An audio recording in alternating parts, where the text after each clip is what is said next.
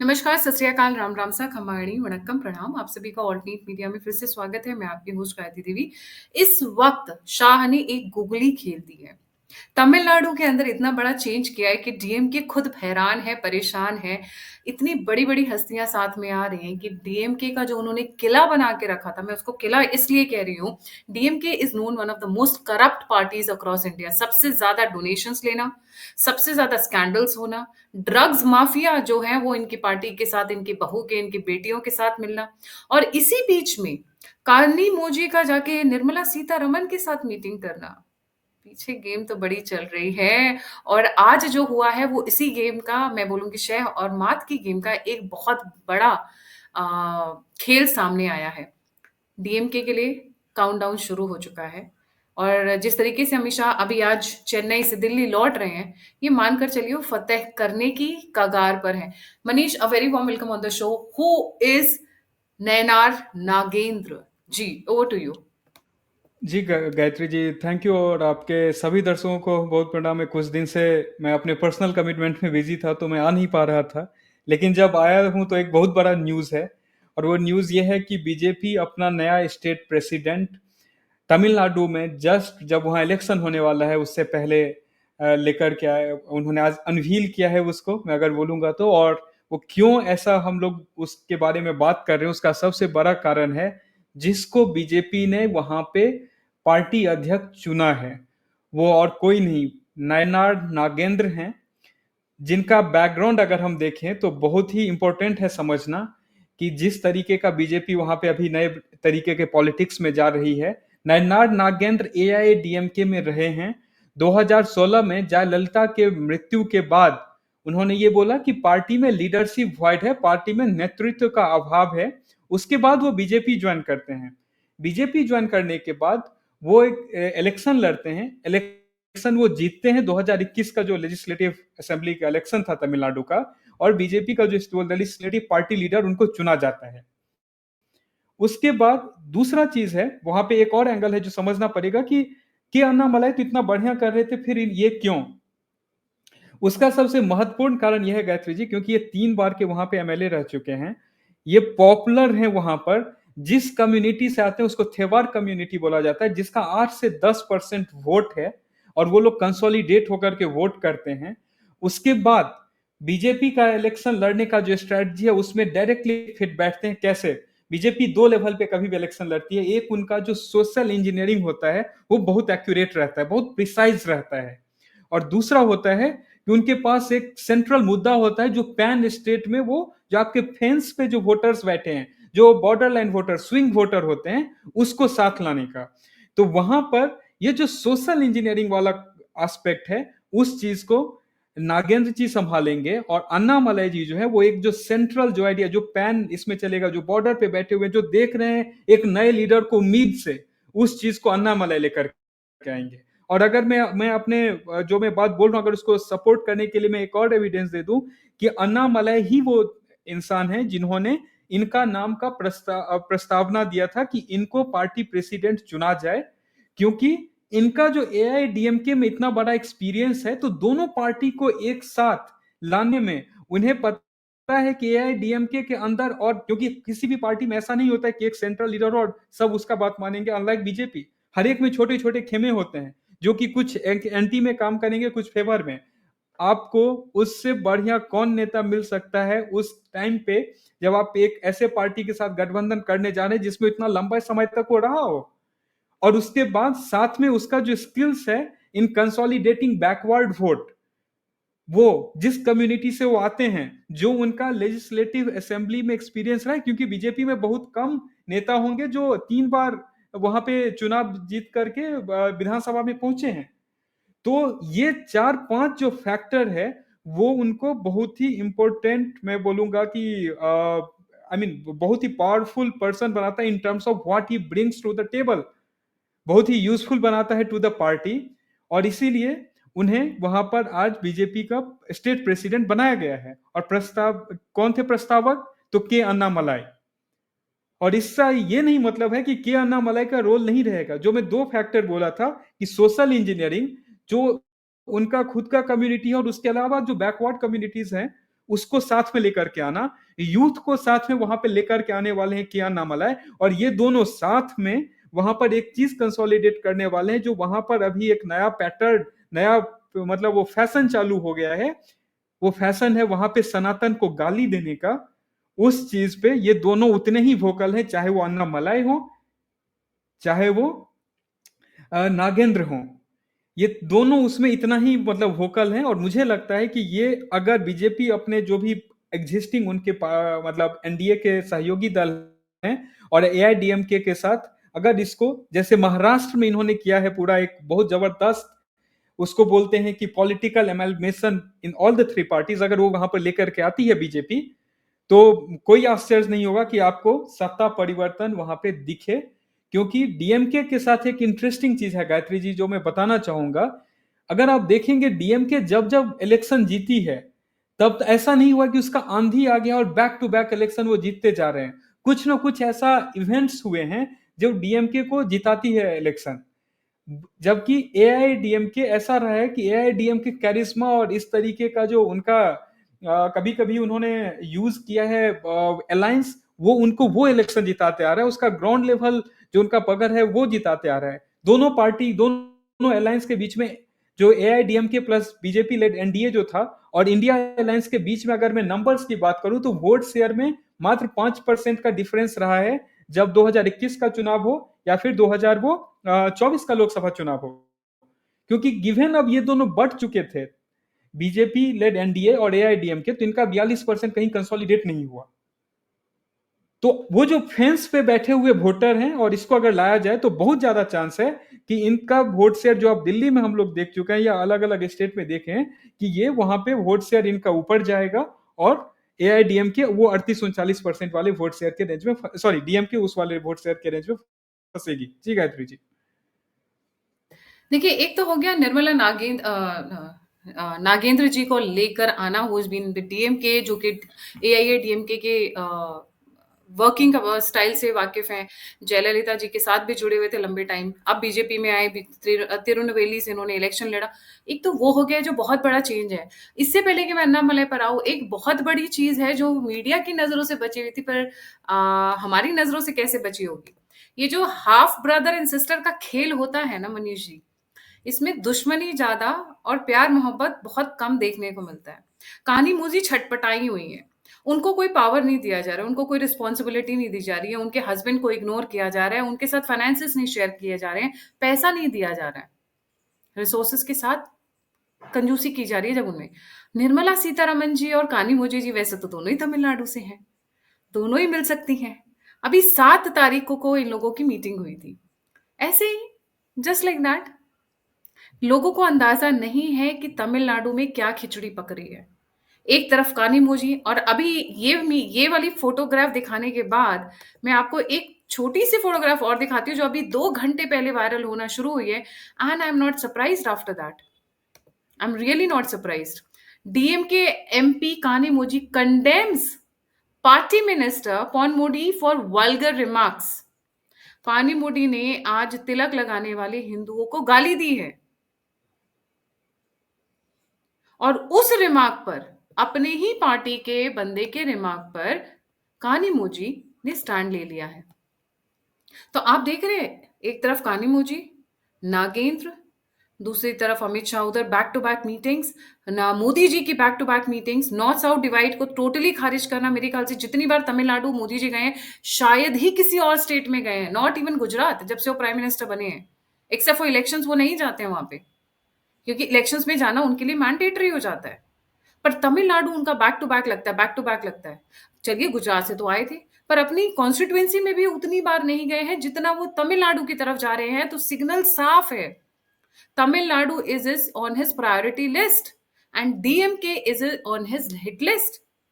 DMK के एक leader, मैं उनका नाम भूल रही हूँ, मेरे व्यूअर्स आई एम श्योर बहुत शार्प मेमोरी है, निकाल कर लेकर आएंगे, जो भाई साहब हजारों करोड़ का ड्रग का बिजनेस चलाते थे, जो इनके बेटे हैं उनकी पत्नी के साथ वो प्रोड्यूसर का काम करते हैं, ऑस्ट्रेलिया तक उन्होंने थिएटर्स बना रखे हैं उसी ड्रग मनी से, and he was caught finally where in Rajasthan और गुजरात आई थिंक। इस तरीके के लोगों को पाल के रखा है और साम्राज्य इकट्ठा किया हुआ इन्होंने पूरा, और ये लोग तमिल की बात करते हैं, मतलब तमिलनाडु एक एज अ सेपरेट कंट्री की बात करते हैं। And this is going on hot, और इसका मौका देने वाले नहीं है। उस लीडर का नाम था जाफर सादिक। सितंबर में ये बंदा पकड़ा गया था, हंट हुआ था बेसिकली इसका। और अब आते हैं अन्नामलई पे। अन्नामलई लोगों को, बहुत लोगों को लगा कि पनिशमेंट हुई है, और हमने तब भी कहा था, ऑल्टरनेट मीडिया ने, कि this is not a punishment, this is a promotion. जी मनीष जी।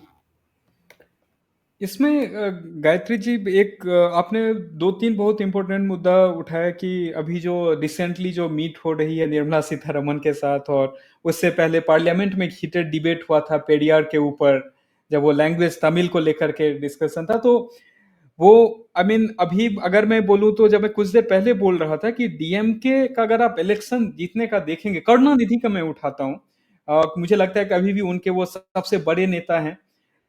करुणानिधि अपने लाइफ टाइम में, गायत्री जी अगर मैं बताऊं तो वो टोटल 4 बार इलेक्शन वो जीते और 7 बार वो हारे थे। तो 2006 तक की जब मैं बात कर रहा हूं, और उसमें भी जब वो जीते हैं इलेक्शन, अगर आप उसको देखेंगे उनका इलेक्शन जीतना, तो उसका 1971 में इंदिरा गांधी ने लगभग लगभग वॉक ओवर दे दिया था डीएमके को, और एमजीआर उनके साइड पे थे। 1989 में जब वो जीते तो एआईडीएमके जो है वो, उसका सिंबल जो था वो चला गया था, दो फैक्शन अपने में ही लड़ रहा था। 1996 में उसमें मतलब इतना ऐसा हालत था कि वो उसको क्या बोलते हैं, लैविश वेडिंग, उसी टाइम में उनका फेमस हुआ था जयललिता का। तो मतलब that's why it was, I mean not even anger election, वो उससे भी गया गुजरा हालत में था, जा चुका था वो इलेक्शन, इसलिए वो जीते। एंड 2006 में वो एक माइनॉरिटी गवर्नमेंट रन कर रहे थे।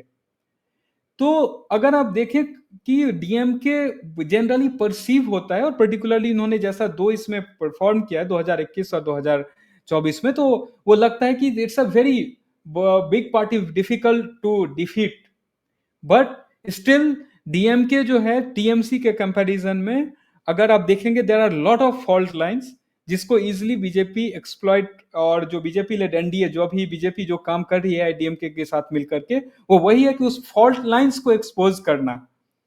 और उसी एक्सपोजर का आपको एक हिस्सा दिख रहा है कि डीएमके की तरफ से डेस्परेट अटेम्प्ट्स जो हो रहे हैं सनातन के ऊपर, या फिर इस टाइप का स्टेटमेंट देना कि अलग कंट्री, वो एक anti India, not anti India बोलूंगा, एक मतलब जो मास कंसोलिडेशन की वो वोट छिटके नहीं, और उसके बाद एक सॉफ्ट अप्रोच दिखाया जा रहा है, जो अभी आपने निर्मला सीतारमन के साथ मिला, और कुछ कुछ ऐसे इवेंट्स जो आपने बोला।